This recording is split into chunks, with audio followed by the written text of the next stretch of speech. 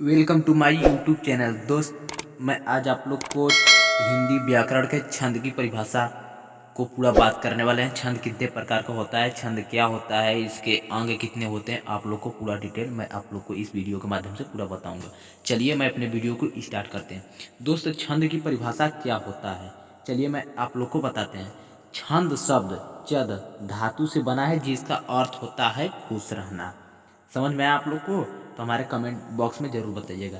छंद शब्द चद धातु से बना है जिसका अर्थ होता है खुश रहना।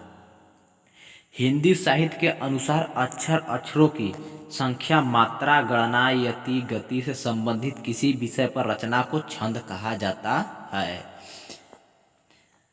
अर्थात निश्चित चरण, लय, गति, वर्ण, मात्रा, यति, तुक, गढ़ से नियोजित पद रचना को छंद कहते हैं।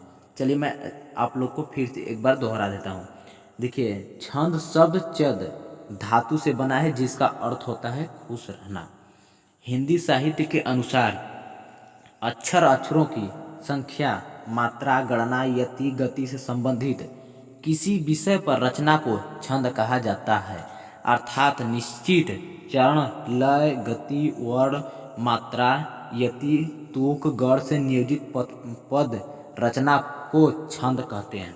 और बात करेंगे छंद के अंग कितने होते हैं।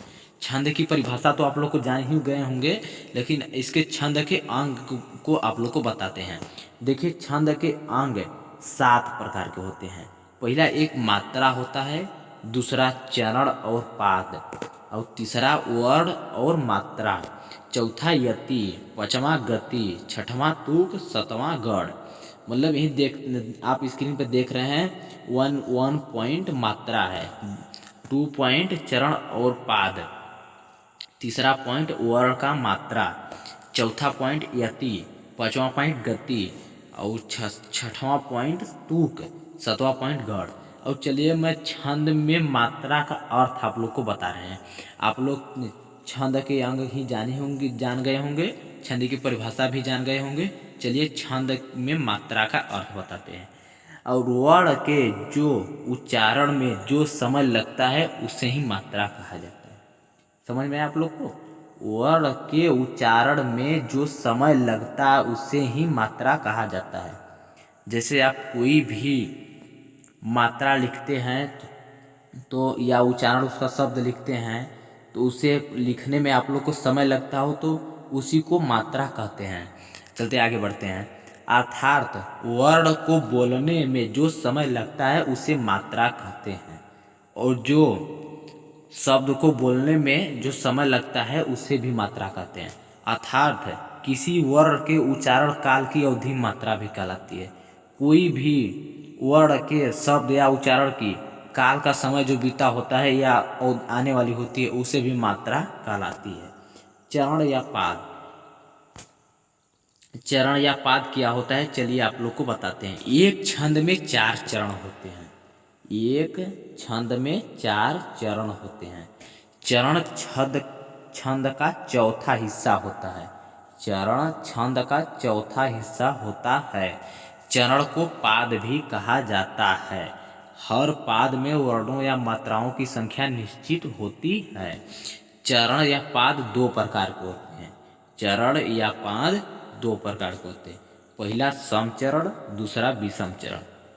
समचरण का परिभाषा आप लोग को बता रहे हैं। समचरण दूसरे व और चौथे चरण को समचरण कहते हैं।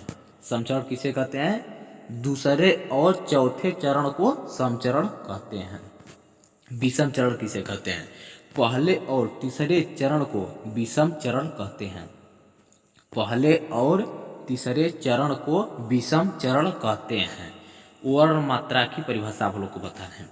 छंद के चरणों को वर्णों की गणना के अनुसार व्यवस्थित किया जाता है। छंद में जो अक्षर प्रयोग होते हैं उन्हें वर्ण कहते हैं।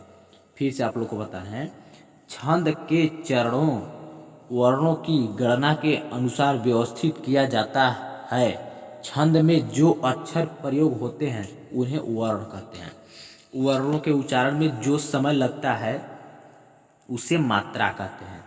वर्णों के उच्चारण में जो समय लगता है उसे मात्रा कहते हैं। वर्ण की दृष्टि से दो प्रकार के होते हैं। वर्ण की दृष्टि से दो प्रकार के होते हैं। पहला ह्रस्व लघु वर्ण, दूसरा दीर्घ वर्ण। लघु वर्ण में एक मात्रा होती और दीर्घ वर्ण में दो मात्राएं होती। लघु का चिन्ह आप देखे ही होंगे, यह गुरु का चिन्ह आप देखे ही होंगे, यश होता है और आई।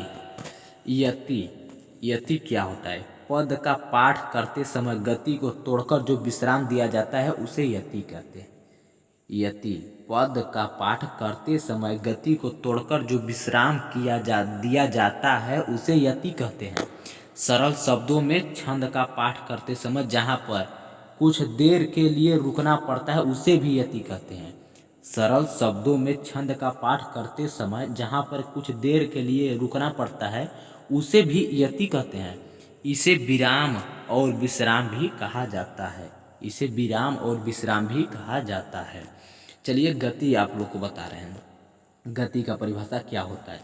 पद के पथ में जो बहाव होता है उसे गति कहते हैं। पद के पथ में जो बहाव होता है उसे गति कहते हैं।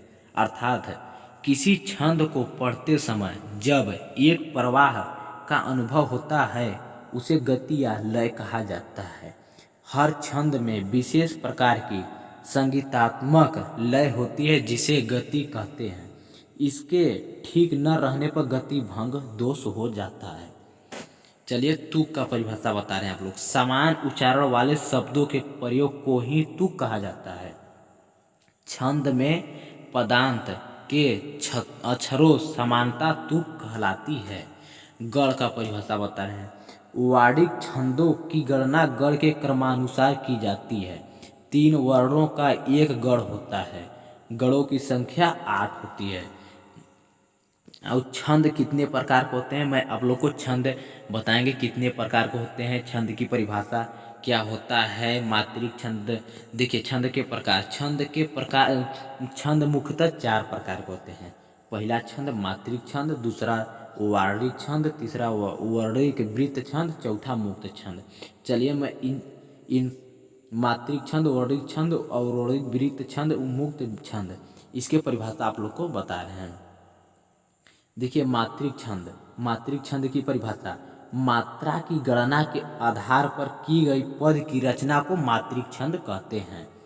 मात्रा की गणना के आधार पर की गई पद की रचना को मात्रिक छंद कहते हैं। अर्थात जिन छंदों की रचना मात्राओं की गणना के आधार पर की जाती है उन्हें मात्रिक छंद कहते हैं। जिनमें मात्राओं की संख्या लघु, गुरु, यति, गति के आधार पर पद रचना की जाती है उसे मात्रिक छंद कहते हैं। जैसे में बंदऊ गुरु, पद पदुम परागा, सुरुचि सुबास सरस अनुरागा, अम्यु मुरियम चूरन चारु, समल सकल भौरज परिवारु। आप जैसे में आप देख लिए, फिर से देख लीजिए। बंदऊ गुरु, पद पदुम परागा, सुरुचि सुबास सरस अनुरागा, अमीय मुरियम चूरन चारु, समन सकल भौरुज परिवारु। मात्रिक छंद के भेद, पहला सम मात्रिक छंद, दूसरा अर्ध मात्रिक छंद, तीसरा विषम मात्रिक छंद। और सम मात्रिक छंद का परिभाषा आप लोग को बता रहे हैं। जहाँ पर छंद में सभी चरण समान होते हैं उसे सम मात्रिक छंद कहते हैं। समझ में आप लोग को? फिर से एक बार बोल रहे हैं। जहाँ पर छंद में सभी चरण समान होते हैं उसे सम मात्रिक छंद कहते हैं। जैसे में मुझे नहीं ज्ञात कि मैं कहाँ कहूँ, प्रभो यहाँ हूँ अथवा वहाँ हूँ। देखिए आप लोग को, जैसे मैं मुझे नहीं ज्ञात कि मैं कहाँ हूँ, प्रभु यहाँ हूँ अथवा वहाँ हूँ। अर्धमात्रिक छंद किसे कहते हैं? जिसमें पहला और तीसरा चरण में एक समान होता है तथा दूसरा और चौथा चरण में उनसे अलग होते हैं लेकिन आपसे में एक जैसे होते हैं, उसे अर्धमात्रिक छंद कहते हैं। और विषम मात्रिक छंद किसे कहते हैं? जहाँ चरणों में 2 चरण अधिक समान न हो उसे विषम मात्रिक छंद कहते हैं। ऐसे छंद प्रचलन में कम होते हैं। दोस्त आज के लिए इतना ही। चलते हैं अगले नेक्स्ट टॉपिक के बारे में आप लोग को पूरा डिटेल बताऊंगा। चलिए मैं अपने वीडियो को अब तक लिए इतना ही अंत करते हैं। और मेरे वीडियो अगर हमारा टॉपिक आप लोग को पसंद आया होगा तो प्लीज़ एक लाइक, अगर हमारे चैनल पर आप नए हैं तो हमारे चैनल को सब्सक्राइब और साथ में बेल आइकन को प्रेस कर लेना। चलिए मैं अगले वीडियो में चलते हैं, तब तक के लिए जय हिंद जय।